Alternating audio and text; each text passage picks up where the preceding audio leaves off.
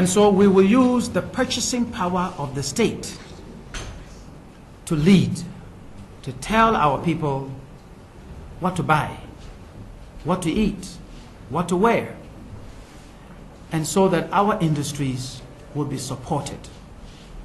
And if you go to Biposo, and I only cite Biposo because it's close to Elmina, you go to Biposo, they are producing rice. It's good rice. But one year you go and there are several bags sitting by the roadside. You come the next year, there are no bags. For the simple reason is that they don't have a market. No one is buying their rice. It is very good rice. That's what I'm talking about. That whether it's Dawenya or in Apife or in Biposo or Nasia, we want to support our own to grow some more. We want to support our industries to do some more. And your president is not here, because I always also like to use him as an example, that he is producing electrical supplies, and yet we're importing them for the rural electrification program funded by our government. It shouldn't be the case. He's not the only supplier of those items. There are others here in Ghana. We must support them, and we will support them. That is the essence of what we're talking about. And so when we talk about a difference, that there is a difference between what we're offering and what the others are offering, quite simply, number one, it's a leadership to work with a sense of urgency, so what we know needs to be done today will be done today. And number two, that we are not afraid to use the powers of the state to support our own, to grow our own, to process our own raw materials, and to ensure that those who have had the will to invest in our country, that they will be rewarded by having a market right here in this country and supported. That if they grow, so they can go and compete in other markets. That is what others have done. That is what we want to do. That is what the CPP is promising. I thank you very much for your attention. Candidate. We will now discussion. We will assemble the questions and then in a lot. It's 4 questions. I want to start by asking that may I call Mr. Nketia from Rectia Holdings in Kumasi. Dr. Bakwetini has in mind, and this time around, and I thank you for having that kind of vision. I believe in it from the one that I was born. All those big shops in the world have used it. But my question is, the tuna producer, Chairman, who is also the 7 years. Have you already given it? This is not I've not heard anybody preaching hard work here. It's always I'll do this, I'll do this, I'll do this. Nobody thinks. Thank you very much, Alan. The government took on quite a number of initiatives, the PSI programs, to be precise, concerning these PSIs. No one is talking about hard work. That's why I keep repeating, a leadership that will work with a sense of urgency. When you work with a sense of urgency, you Look, I mean, we working hard. then you make other people who work with you work hard, and you provide the kind of leadership that is seen and emulated by everyone else in the system. Because if that sense of urgency is not there in the leadership, everybody takes their time. They do whatever they want to do, whenever they want it to be done. That is how come I keep stressing this point about leadership working with a sense of urgency, so others can emulate throughout the society. So that's why we keep talking about that. And you know, the PSIs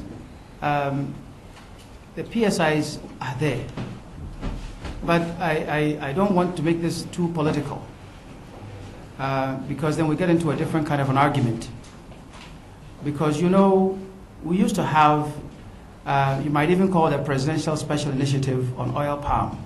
which the state farms were implementing back in the 1960s, but they were collapsed after the 1966 coup because they said these are state-owned things, and people who came said they didn't believe in state-owned matters.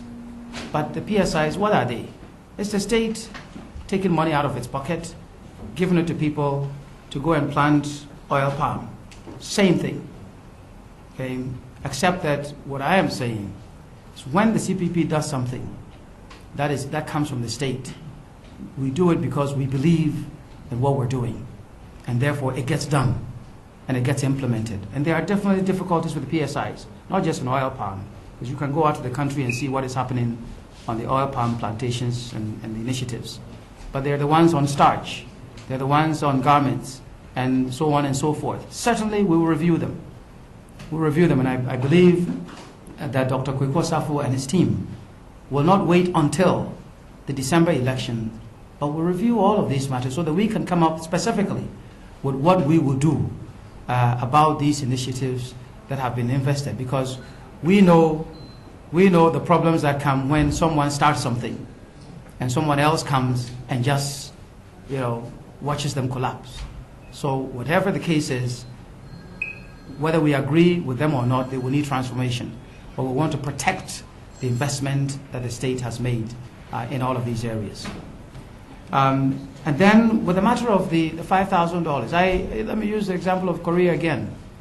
Because when that president, General Park, when he talked about reaching $2,000 per capita, everybody said, oh, that's too ambitious.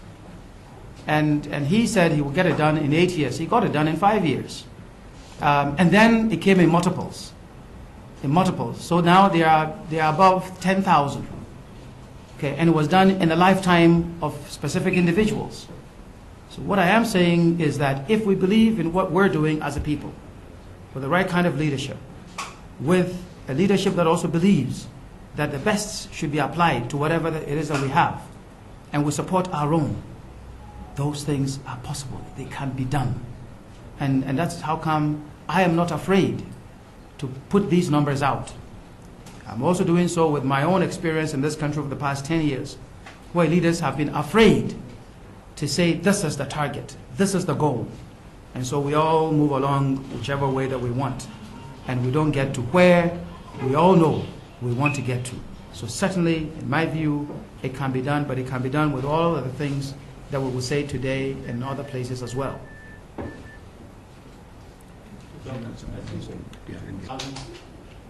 200 workers. It's just not there.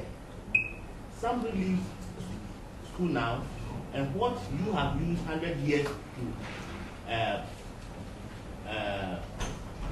yes, but if he wants it now. You see, our people, our youth don't.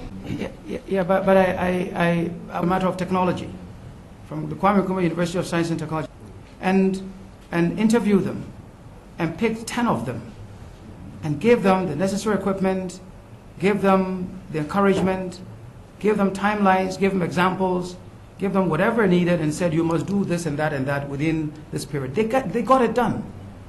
And they produced products that I can tell you are world-class products, but it was with a certain kind of leadership. All I'm saying to you is that what you do in your company, what you all do in your companies, you all work hard, and you try to do what is it that will go to your benefit, the benefit of your workers, and everybody else. That is what is lacking. It is what is missing at the top of the country. And as we all know, the same the people you are talking about, put them in, it doesn't matter, I won't say America, London or Japan or wherever, because there's a different kind of leadership in the country, and in whatever area that they may find themselves, they march to the tune. They march to the tune because they know if they don't do it, they will starve. They know if they don't do it, they will be left behind. In Ghana, we've made everybody understand we can go and beg. We can appeal to people. We can take from others. We must take from ourselves. If you're going to take from yourself, you must work for it. You must first put it there. That's kind of leadership we're talking about. So it can be done. It's been proven in your company, in many different places, that it can be done. You can't go to Unilever and go and spit all over the place. You can't go to Unilever and say that, oh, my brother works here, so I just came to come and visit. You can't do it. So it's leadership. And I'm saying to you, it is the kind of leadership that we are offering. And we are not shy to talk about it.